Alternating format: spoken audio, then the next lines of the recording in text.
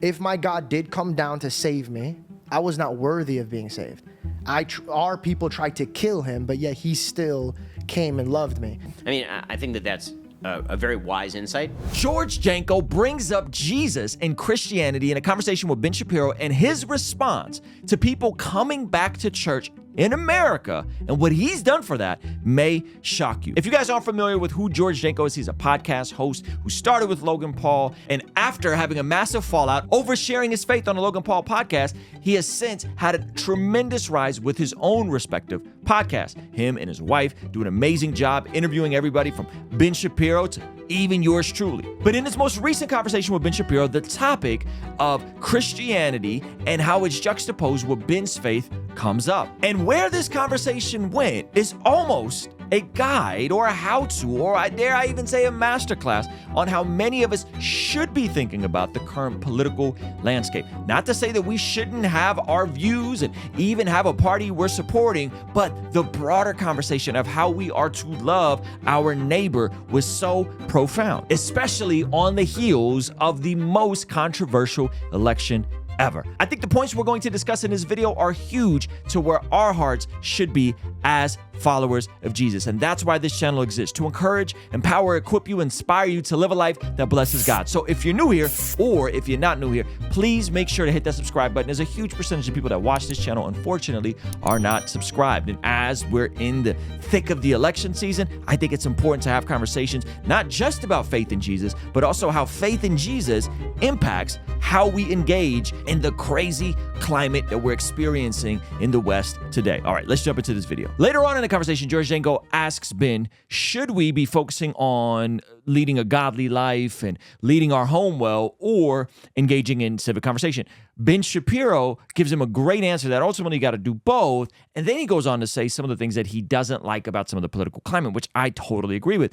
Now watch as George Janko infuses Jesus again into the conversation, which I greatly appreciated. Check this out. The stuff that tends to generate long-term listenership is not just the rock'em sock'em robot kind of stuff. That sometimes gets people in the door, and then you actually have to give them some substance, and you have to actually, have longer conversations. I mean, I think that. So Ben is talking about the content of just dunking on the opposition is not long-term growth, and he talks about once you could use that to kind of get people in the door, but once you get them in the door, you kind of got to go a little deeper. Now, I totally agree with his take here. I think it's very wise. And this is actually one of the reasons why I like Ben, because he has a bit more nuance in some of these discussions that he has, especially with people he disagrees with. When it comes to my own brand, one of the things that we've really tried to do is talk with people outside our box. I mean, we talk to people across the aisle frequently.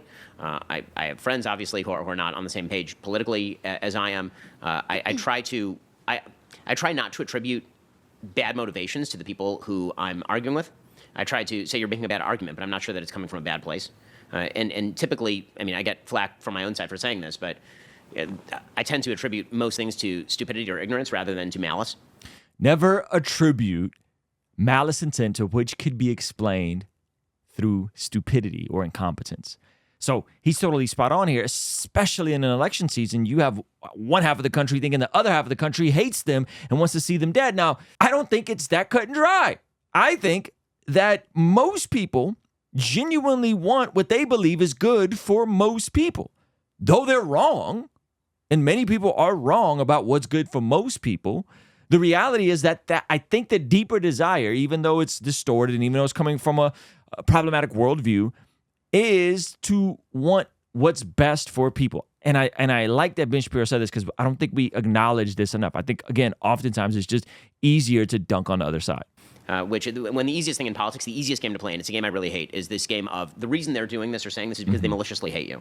I don't like that game because it actually is impossible to come together with somebody who maliciously hates you. Right. I just don't even agree with that. I don't agree with it either. I think it's a Who cynical has play. that mindset? I think there are a bunch of people on the right who have that mindset, who are constantly, if ever they say, they're out to get you. Yes. They're out to get you. Yes. Okay, so there are cases where there are people who are out to get you for a particular point of view. That's true, obviously. There are people who hate Christians, who really don't want Christians in the public square. That's 100% true.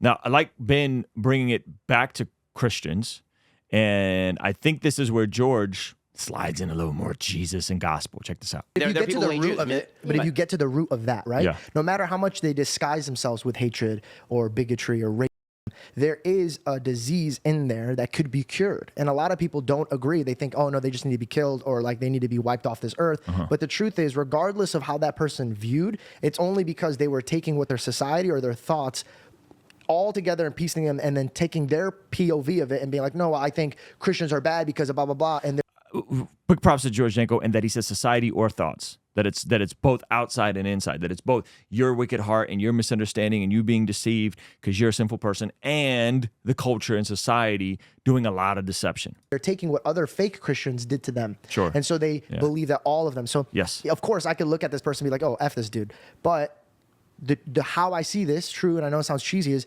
if my God did come down to save me, I was not worthy of being saved. Our people tried to kill him, but yet he still came and loved me. So when my enemy stands before me, I'm not looking at him, I'm looking at the demons that trail behind him with his past trauma or his information that he's holding.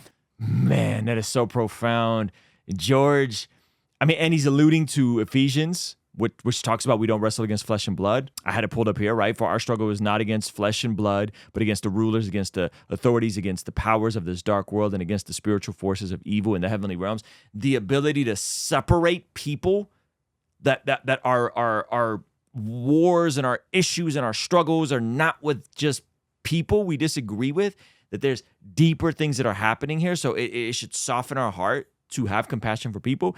And then tying it right back into Jesus. But let's see what he says. I'm excited to bring to you guys our first ever Bless God Summit happening March 27, 28, 29 in Southern California. The Beat's very own Alan Parr and Jen Parr, my guy John McCrae from the What Do You Mean YouTube channel, Preston Perry, Dr. Sean McDowell, Live Actions, Lila Rose, Trizzle Fitness, my pastor Jeff and his wife Erin Moores, as well as live performances from America's Got Talent winner Dustin Savella, Ryan Horton leading worship, Dirt Poor Robbins, and a special concert from John Keith and Miles Minnick. And listen, the goal of this conference is so that we can be the solution to all this craziness as we're coming out of a very tumultuous 2024. I don't know who's going to win this election, but I know there's going to be a lot of upset people come 2025. Now, this is our first conference that we're doing, but this is not our first live event. About a year ago, we did a 3-hour event where we brought in some of the same speakers, and here's some of the feedback from the people that attended that event. One of the things that stood out to me was how you need to be secure in the Word of God and how reliable it is. Making sure that God is in my personal ambition. The reason this is important is because the church has to gather. If you're somebody who is on the edge or on the fence of wondering if you should jump in or not, jump in. The health of my body is connected to my spiritual health, and that I need to take care of it. Be prepared to bring your notebook and be prepared to be reminded that you are made for more.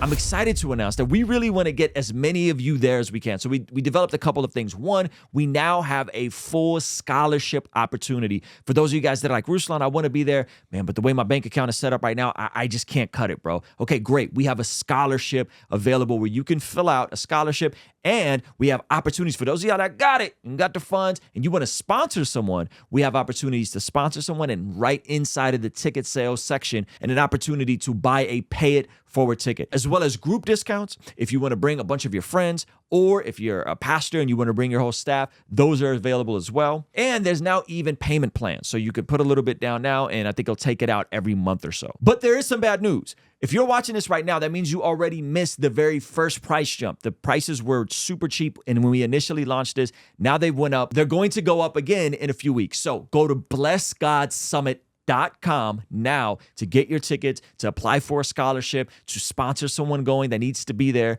And I can't wait to see you guys, hang out with you guys in person, March 27th, 28th, 29th, here in beautiful North County, San Diego, Carlsbad, California. I was not worthy of being saved. Yes. Our people tried to kill him, but yet he still came and loved me. So when my enemy stands before me, I'm not looking at him, I'm looking at the demons that trail behind him with his past trauma or his information that he's holding. I mean, I think that's a very wise insight. And again, I think from an Old Testament context, that's the book of Jonah, right? The book of Jonah is all about the idea that Jonah has to go to Nineveh, where everyone's a sinner. And Jonah, that was us. Right. We were Nineveh, where I'm Assyrian. And Jonah is protesting because he's saying the Assyrians are going to be the party who ends up destroying the temple. So why am I going and basically bringing them back to monotheism, and God says, well, they're human beings. I mean, you need to go and do that regardless of what comes next. And that's a very generous point of view. I'm not sure that it always manifests politically, but I think that when you're talking to people, it's wonderful. I also think that even on the less deep level, I think you're going to a really deep level that's important, but even on the less deep level, where you say, okay, there are people who are motivated by malice, who hate Christians for whatever reason, but actually hate Christians. I think it's easy to ascribe that motivation to a broader swath of people than it merits. So instead of saying, man, this is a lot of wisdom on Ben Shapiro's part. And I love, again, he said, sometimes we got to be bold in public and then gentle privately. And I'm going through this in real time. We had some clips that have gone viral on my Instagram, me speaking up for the unborn and the pro-life issue. And I'm losing followers over it. I've lost close friends over it for saying something as simple as, hey, we should not harm unborn babies, right? That's considered radical and far right. And yet I have to speak boldly, publicly, and be gentle privately, which I think is what Ben is getting after here. When we have a political disagreement over X, Y, or Z issue, it's, oh, you do that because you despise me and you want people like me to die. And I think that's the easiest thing in politics, because if you push on that button, then everyone who's on your side responds. Like it's an easy response mechanism. Because it's great for clicks and content.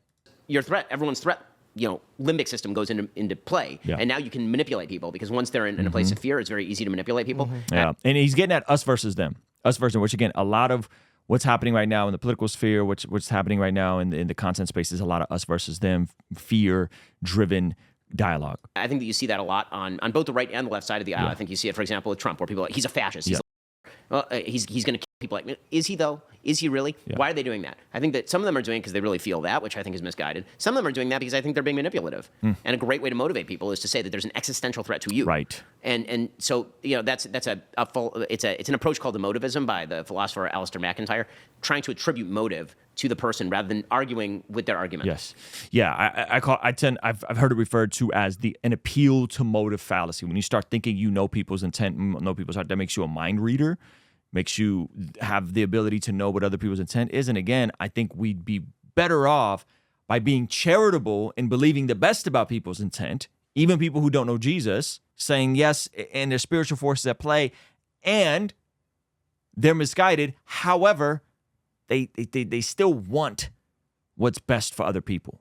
And that's something I really, really try not to do in debate. Yeah. So if I'm in debate, I never will say to you, you're doing this because what you believe is X. I'll say, okay, just make sure your argument is this. Here's where I see flaws in that argument. I see flaws here, here, and here. Because if we do that, we can have a conversation. If I'm arguing about your deep-rooted motivation is that you want something terrible to happen to me and my family, that's not an argument now. Now we're at war. Yeah. I understand that. So you're saying, okay, this is an Old Testament reference too. If they can't assassinate you, they'll assassinate your character. Okay, so later in the conversation, Ben makes a really crazy statement about getting more people back in church, even though he's Jewish.